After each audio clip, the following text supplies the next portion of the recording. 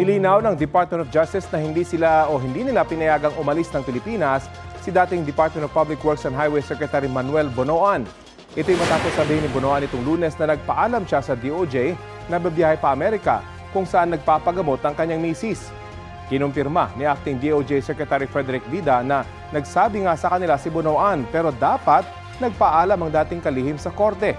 Naglabas ng precautionary hold departure order ang Manila Regional Trial Court laban kay Bonoan, gayon din kay Senador Jingo Estrada at sa tatlong dating opisyal ng DPWH.